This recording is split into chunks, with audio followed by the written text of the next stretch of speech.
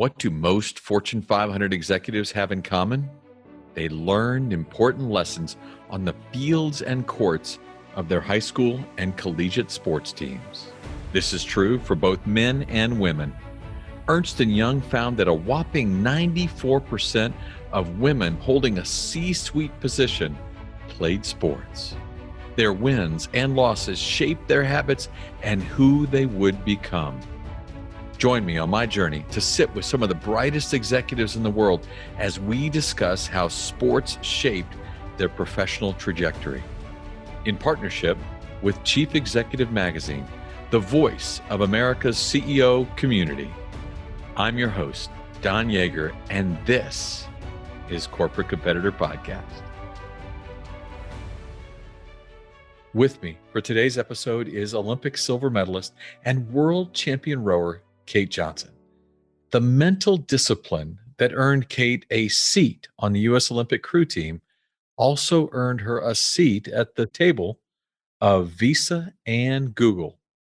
As Visa's vice president of global sponsorship marketing, she developed and led the relationships between Visa and 40-plus partners, including the International Olympic Committee, FIFA, and the NFL.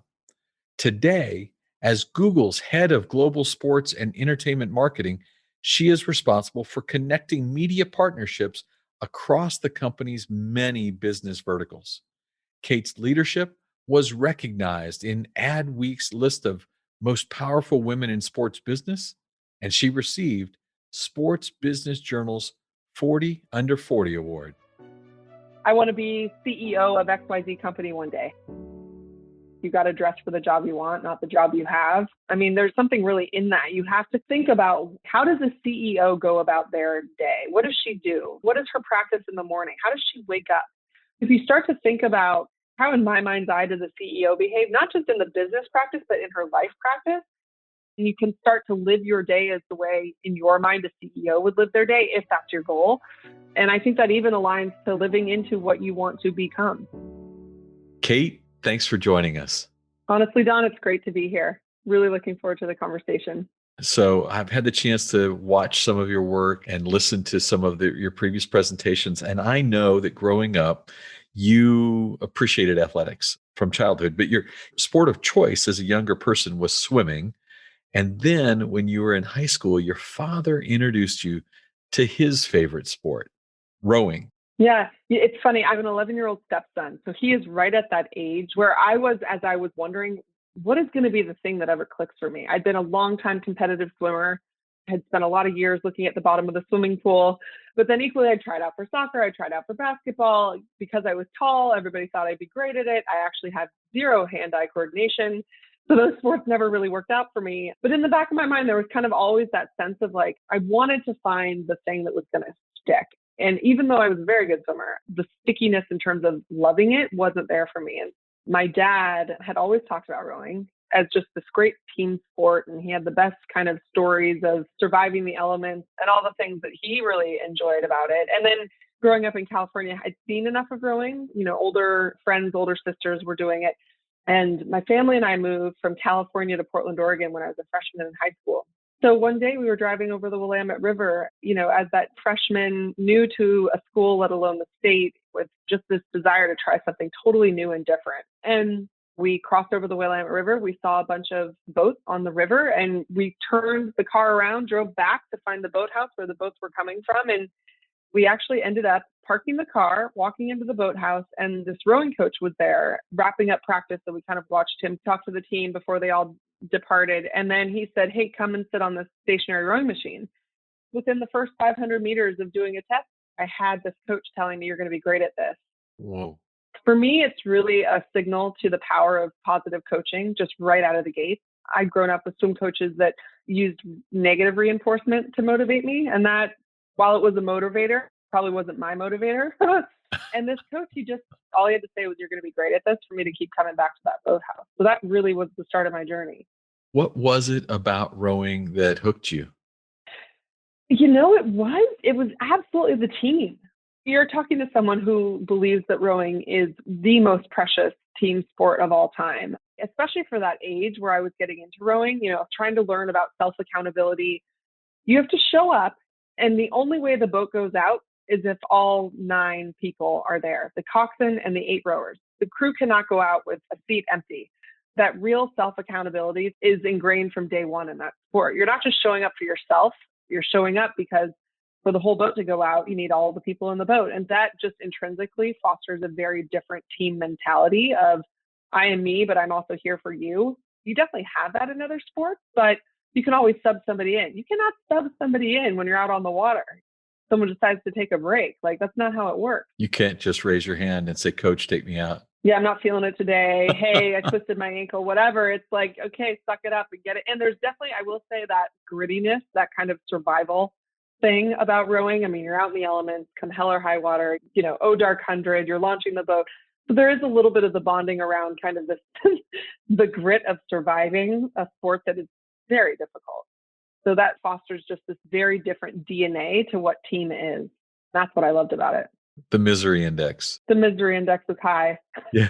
So by going through it together. Yeah. And then you actually wrote a message in your journal as a young woman. Tell me about that message and then why you never shared it with anyone else. You kept it very private. It's funny. I was trying to find that journal actually before our interview, but it seared in my mind. It was a green journal. It actually turned out my family moved to Portland ahead of me. They had enough confidence in me that they let me stay behind. So I spent a year in California living with some family friends, finishing out 8th grade before I moved to Portland. During that year, kind of living on my own away from my family, I started journaling and writing down what it was that I was trying to accomplish, that real feeling of independence as a young woman. Part of that journaling experience for me was about making a commitment to make Portland work. Translate that into now finding this new sport, having arrived in Portland, Oregon. I'd committed to my family that once I came up, I was going to be all in on making this big move work. Then finding this sport where I had this coach telling me, you're going to be great at this. I don't think I'd ever had that feeling before of deep, intense passion to want to succeed at this thing. And also leading towards dreaming in a way. Every kid dreams, but that actually felt somewhat tangible because it was tied to this rowing thing, tied to the Olympic Games. And this was 1992, so the Olympic Games were on. It was in Barcelona. I was watching the women's rowing team compete, and I just wrote down in block letters, black permanent ink, I will go to the Olympics one day. And I kept it very private. It's been rowing for like 2 weeks. There was no universe where I was going to tell anybody that my dream was to become an Olympian. I could barely hold the boat up. But there was something pretty special about not writing it in pencil. I mean, I look back on that and I'm like, wow, to have that conviction to write in black ink that early in was pretty big. 2 weeks in, you're already declaring yourself a future Olympian. And whatever it was, the coach was right. You did click.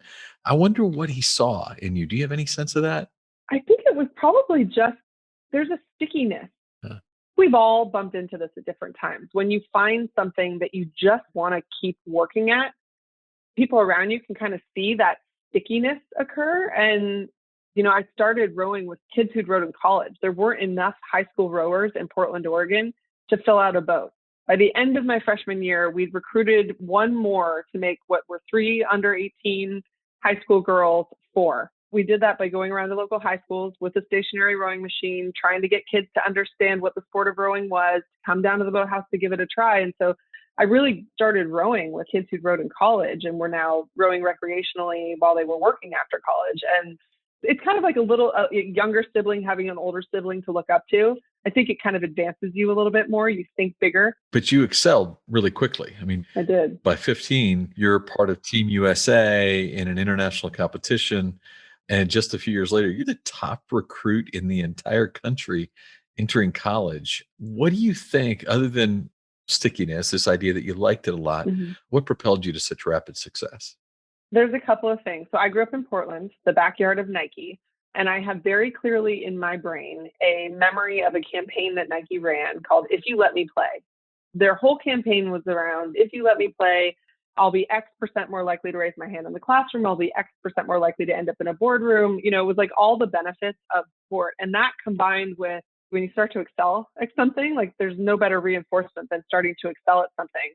So I think this awakening for young girls in actualizing themselves in sports competition, combined with just finding something that I love that absolutely fueled me. And I was very competitive. Every month there was a printed schedule that showed where you ranked in your stationary rowing score.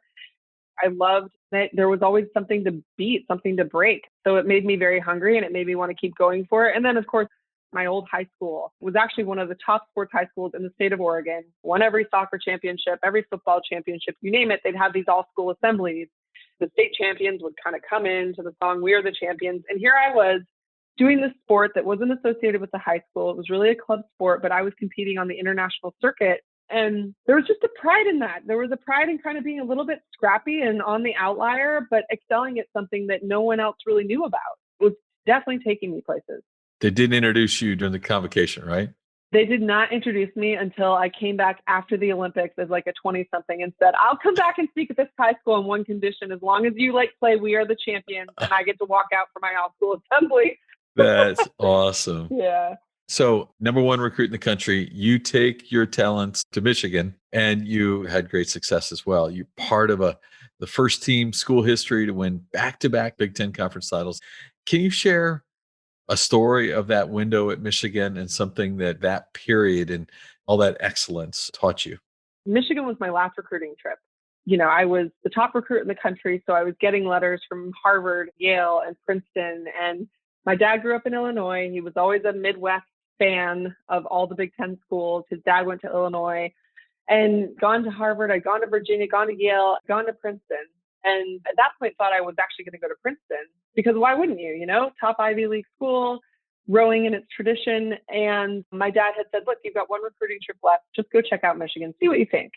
Humor your old man." And when I got there was just this sense of really building something that became very intriguing to me. If you think about it, in Portland, I really helped build the junior rowing program and existence of junior rowing in Portland. I started off as part of a 3-woman team that couldn't even launch a boat, and we grew into being a really competitive high school rowing club. So going to Michigan and getting to be a part of building, we were the first ever women's Division I NCAA team. So they'd elevated us to varsity status. We were now getting scholarships. We were now getting funding from the school. You didn't have to sleep on church floors when you went to rowing competitions. The school actually funded your hotel room. It was just a very different opportunity to be a part of building something and making that history versus stepping into a history, where at Princeton, the feeling was you were stepping into the annals of time and deep, deep rowing history, and you're meant to be carrying the baton, kind of like Steve Jobs. You can only connect the dots looking back. But for me, the opportunity to build something has always been very intriguing. So I went to Michigan. The first year I wanted to transfer because it was 10 times harder than I thought it was going to be.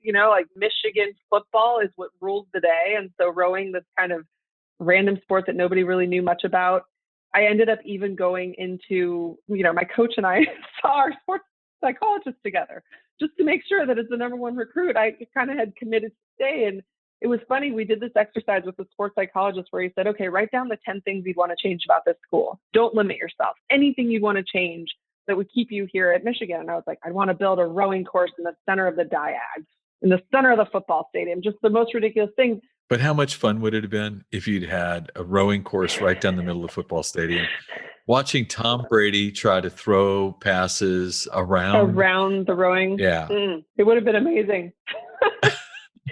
But what it did is it opened a conversation around what we were building together and really enlisted me as not just the athlete, but as somebody who was really a part of building something there into that process. And my coach and I became very close after that. And we really did build something. Myself and those women that were part of that first class of recruits, as well as the first women as part of the first varsity status, those days, we were still rowing out of a tin shed.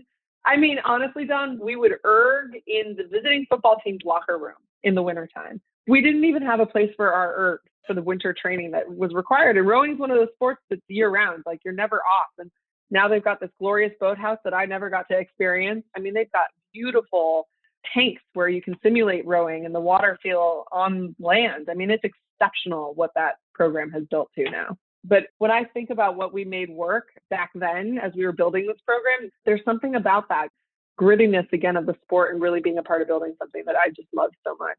With that question, we actually have had a previous Wolverine rower on this podcast. In episode 11, we had a COO of Bion.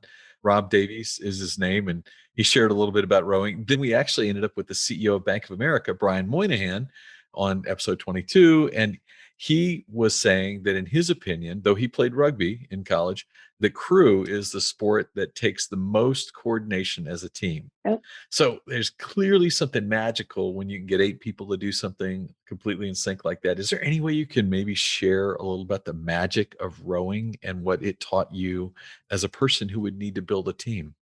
In rowing, you have to be perfectly in sync to get the optimal speed out of the boat, meaning all 8 rowers, their blades have to enter the water at the exact same time. They have to exit the water at the exact same time. They have to put pressure on the blade at the exact same time in order to create optimal speed. In the business community, it's no different. You can't have somebody kind of just rowing to their own tune. Otherwise, you're not going to go anywhere. It's going to affect boat speed. So you really have to be simpatico with the team members around you is fundamental to the sport.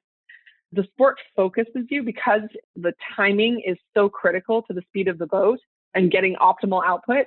It really forces you to be present.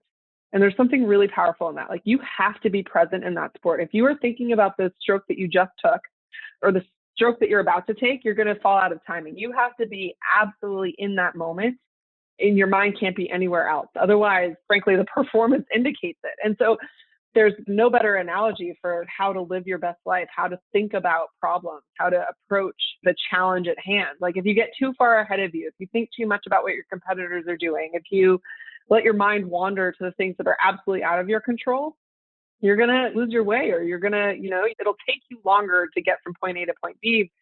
In rowing, there's no better feeling in the world. I call it the flow. And I know every sport has its own version of flow, but that feeling of when every back is swinging together, every leg is pressing down together, it's pretty magical. And there's a real talent to rowing every seat in the boat. From the outside looking in, it looks like just 8 people showing up in a boat, big, tall levers.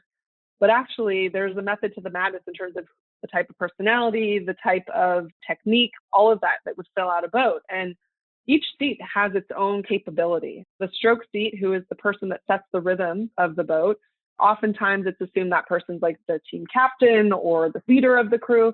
That's like the last part of the role. The primary role of the stroke seat is to set a pace that gets the best out of everyone behind you. So think about that. Coaches actually coach that stroke seat to be the best stroke so that 7 people sitting behind them can be their best.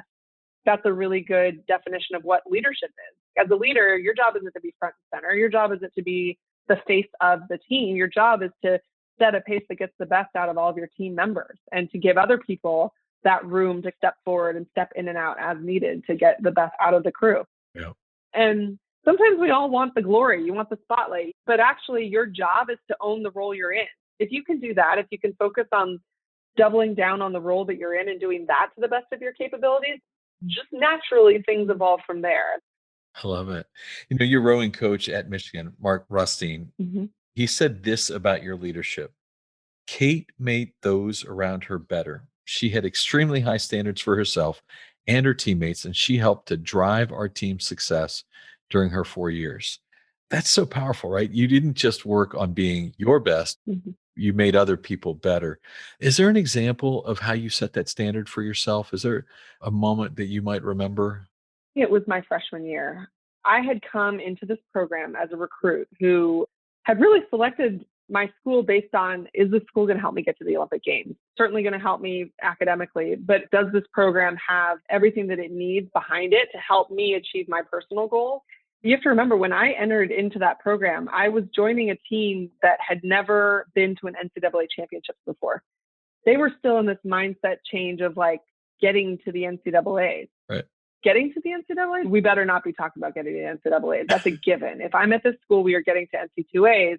Instead, the mindset shift that I really brought was, we're going to win NCAAs. Wow. I'm here to ultimately become an Olympian. I'm here to be a part of a program that wins the NCAA championships. It's no longer about just getting to NC2As and qualifying. It has to be about winning. That is a very different mindset shift, especially for these women it was women who rowed club, right? Who had to like fundraise themselves to be able to row, melding with an incoming class of the first ever recruits, full scholarship athletes who just had a very different expectation set for what they wanted out of their collegiate athletic experience. And the melding of those worlds was hard, really hard, but it was also some of the most satisfying time for our team because we actually had to define what it is that we wanted to stand for and what was the accountability we were holding ourselves to. And quite a funny story, we created this rule where if you missed a practice, you had to sit in the launch. And if you missed a practice during race week, which you have to understand, missing practice never happened. It was kind of that rule that lived out there, but never would be enforced because who would ever miss practice? Well, my roommate and I slept through our alarm clock during Head of the Charles race week, and we were recruit number 1 and number 2. And it was like this whole thing because we basically hitchhiked to get to practice because if you missed practice, you wouldn't get to row in the race. And I think the seniors who had been club rowers for most of their career, other than this 1 year as a varsity team, that these freshman athletes would even go so far as to hitchhike to get to practice on time, realized it was going to be a different program now moving forward. The expectation and the accountabilities of standards that we were holding ourselves to had changed. You know, what's so awesome about that is that even though you were the newbies, right? You were the rookies on this squad, you could lead beyond your measure just through your actions. Yeah, that's absolutely right. And what a great lesson that is for business as well. I mean, too often we say, oh, well, we're new here. We really can't be the one to push this and encourage these maybe higher level behaviors. The truth is, we can. Oh my God. I mean, I feel like I am reliving my freshman year at Michigan, honestly, in my first year at Google. If there's like a corporate comparison to coming into Michigan as an athlete that's trying to change a program, like, at Google, it's a fascinating time in a company's lifespan. Yeah. For a brand that has so much equity in it already, from a marketing perspective, really understanding what we represent, how much in control of that are we, and what do we need to do to be in control of that? That's going to take a different shift in terms of how we think about ourselves as a marketing organization. We'll be back after this. Your business phone service should not be complicated to set up, manage, and use. Nextiva connects your phone system with business apps, AI, and automation on a single platform to run your business. With their easy-to-use dashboard, you will be able to connect with your team and customers all in one place. Nextiva, powering communication across the Pac-12 and now the Corporate Competitor Podcast. Welcome back to Corporate Competitor Podcast. Kate was prepping for the World Rowing Championships when one of her coaches gave her a Charles Dickens quote that still sticks with her today. So I asked her to share it with us. The most important thing at any moment is to be willing to sacrifice what you are for what you could become. Wow. I think a lot of different people get to claim having said that quote. Anais Nin was another one that I'd heard said it. I actually don't know who was the original author of the quote. I just know that it's a quote that I live by. And it's like we all know that being uncomfortable is the key to growth, even though there's a part of you that just resents having to be uncomfortable because being uncomfortable is so hard. In that quote lives the power to constantly evolve. That really is what living is. No question. That is awesome. By the way, I'm going to credit you with the quote the next time I share it. Okay. I'll take it. Awesome. Entering the 2004 Olympics, you were recovering from a stress fracture, and you described it as a personal low because the injury might keep you from making the team. So you put a visual on the wall.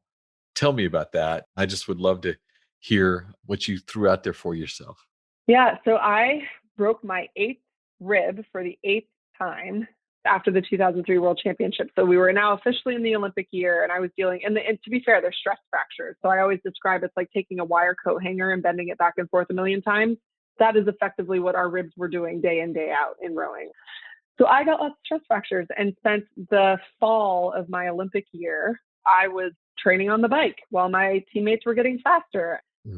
When the stakes were that high, it was no longer like, oh, you've got time. It was like, no, it's the Olympic year and everyone is getting faster. Everyone is doing what it takes to get that extra advantage. And here I am sitting on the bike trying to recover from a stress fracture. I mean, it was certainly physically challenging, but mentally far more challenging because it was very hard not to get into my head about whether or not I was going to make it or if I was falling behind. And my coach, who, if you've seen Miracle and Herb Brooks, they are written from the same cloth, these two coaches. He was the type of the coach who you'd sit in a meeting with him, he'd say very little, and you'd just always find yourself oversharing. I'd walk out and kind of hit my hand to my head, like, why did I tell him all that, He was just very good at listening, nodding, and it just kept you talking. And he would do this exercise with us where about 6 months to go until the World Championships, and in this case, 6 months to go until the Olympics, we had a one-on-one. And he said, okay, Kate, do you see yourself making the Olympic team? Where do you put yourself in the lineup? What's the lineup going to be for the Olympic team this summer? Confidently, even though I'm getting laughed on the water every day as I come back from this injury, I'm like performing worse than I ever had. I kind of take a deep breath. I put myself in the lineup, and he kind of nods and good. I'm glad you see yourself still in there. Not like I see you in there, just glad you see yourself in there, Kate. And as I turned to go, I looked back at him and I said, Tom, you see me making this boat, right? And he just shook his head and he's like, it doesn't matter if I see you making it. It only matters that you see yourself making it. Whoa. And he stopped coaching me from that moment until like June, which meant that I had to figure it out. He was not going to give me any handouts to try and figure out how to get myself back to peak performance. And so I really threw the kitchen sink at it. We were training in Chula Vista at the Olympic Training Center down there. And this book, Thinking Body, Dancing Mind, became my Bible. In there was this whole mentality of trying to live into what you wanted to become.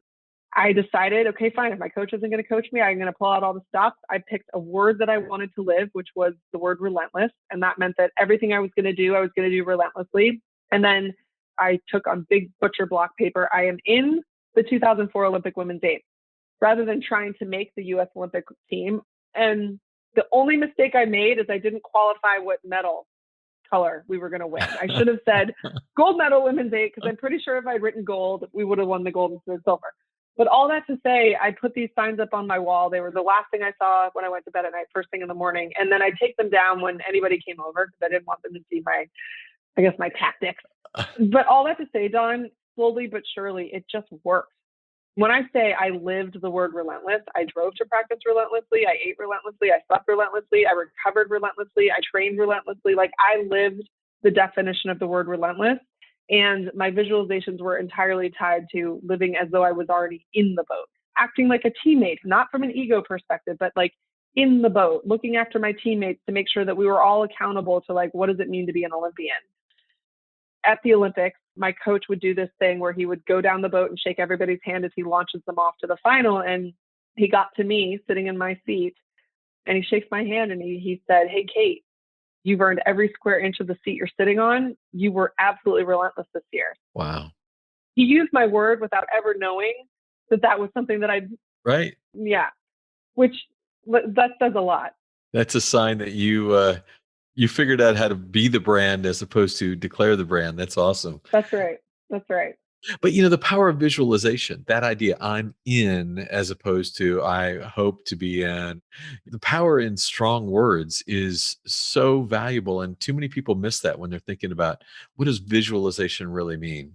You hear that in business around, like, you got to dress for the job you want, not the job you have. I mean, there's something really in that. You have to think about, okay, I want to be CEO of XYZ company one day. How does a CEO go about their day? What does she do? What is her practice in the morning? How does she wake up?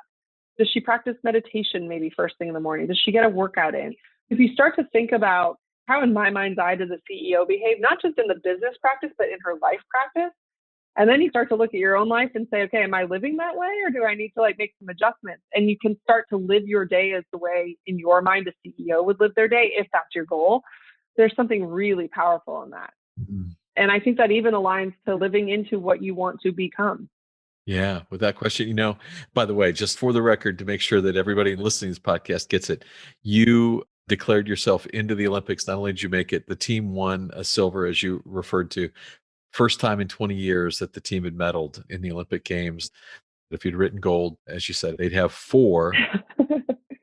The last three Olympics, they won gold. So this word relentless, I'm so riveted by your use of it, the way you drove yourself. How do you translate that into your mindset in your business life today? I think it's just part of me. I'm pretty relentless. It's funny, more recently at Google, the word resilient has been used. I've had more than 3 people be like, wow, Kate, you're so resilient. And I have to take that as a compliment, because what that expresses to me is like, wow, you keep getting knocked down and getting back up, I'm really trying to bring a new capacity to our Google marketing organization. And it does take relentlessness. It takes having a vision, believing that this is the right path for us to follow, that you brought me in as an outside expert to bring this vision. And I'm going to be relentless about the language I use, the work that I show for why this is the right path for us. Because I do think, it's a balance, right? There's relentless with a bit of like understanding the environment that you're in. You have to be in tune with the environment that you're in. A smart person knows when to push and when to keep pushing versus when to take the foot off the gas. That's kind of where I am right now from a professional perspective. I love it. Foot is on the gas. I'm sure they all feel it around you too.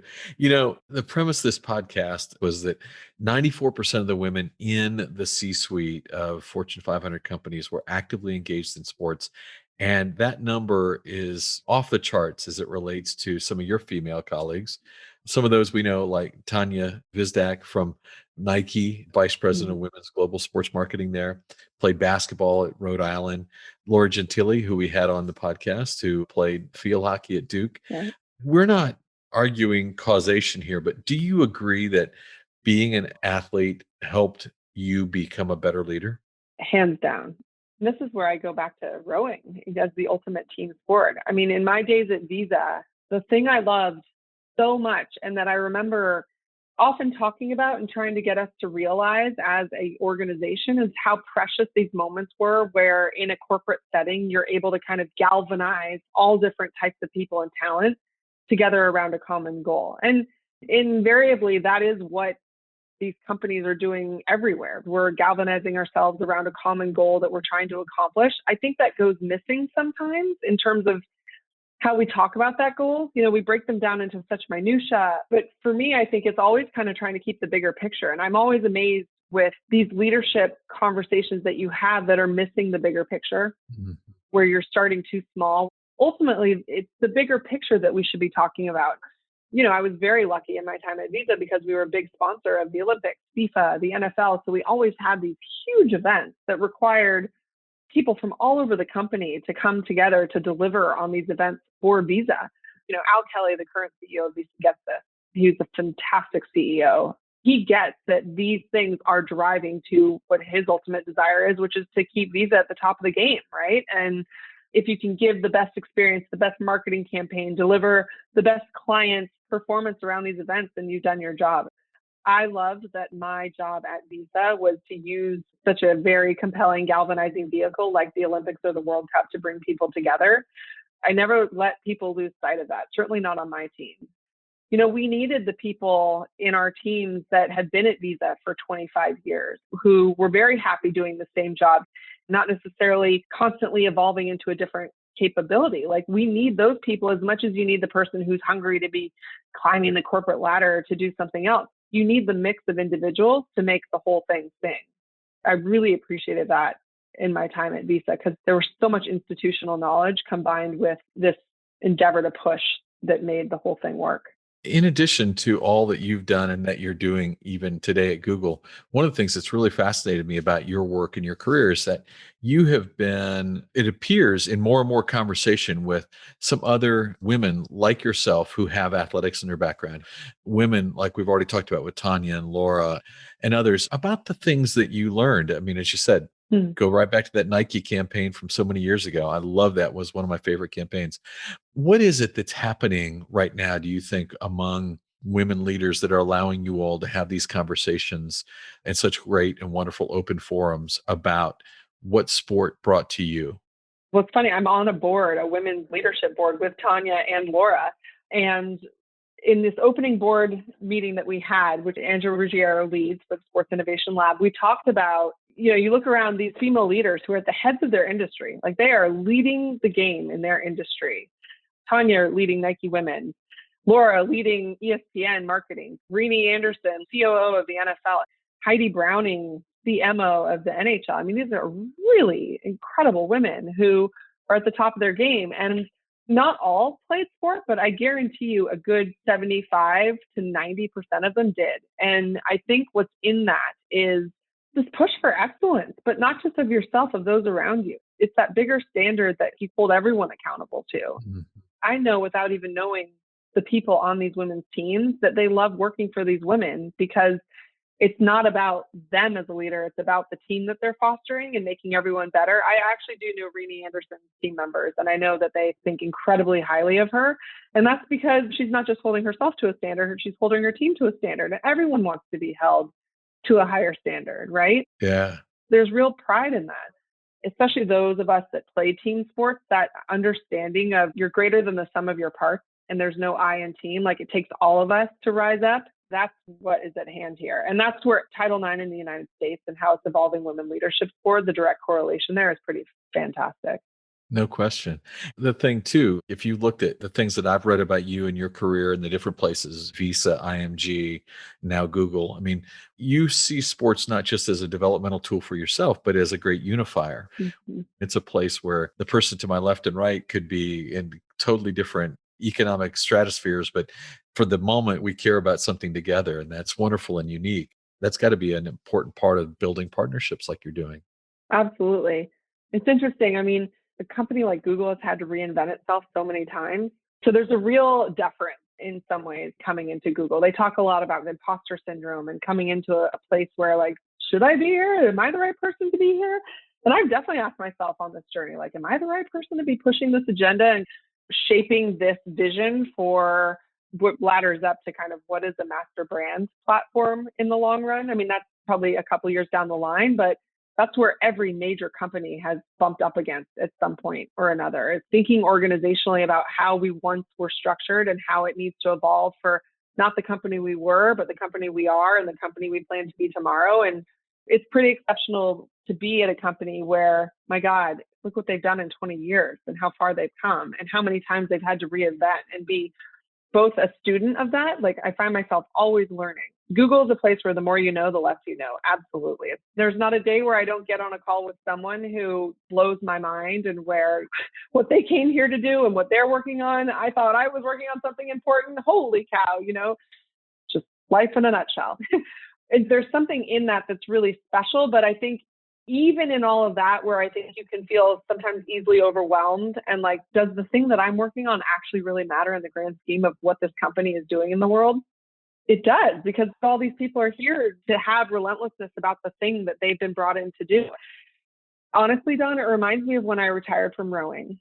That time in an athlete's life can be really challenging. Like, gosh, you go from being the best in the world at something to having to completely reinvent yourself. And I knew that going to New York City was the right answer for me because I wanted to be around people that were holding themselves accountable to a bigger dream or a bigger endeavor. All I had to do was go sit in any coffee shop and you could just see whether it's like an actor over there, an artist over there, a finance person over here, everyone in that city, the energy is of a different accountability to wanting to do something with their lives. Seeking out companies and job opportunities that get to put you alongside people in that same mindset is a pretty special thing. I love it. Kate, what goal are you writing in big block letters in the journal for this phase of your life? Oh my gosh, for this phase of my life, my one big word is growth. Mm-hmm. Being open to growth. What I mean by that is I spent a long time down the rabbit hole of wanting to know what it's going to look like when I get to the end of the thing that I'm working on.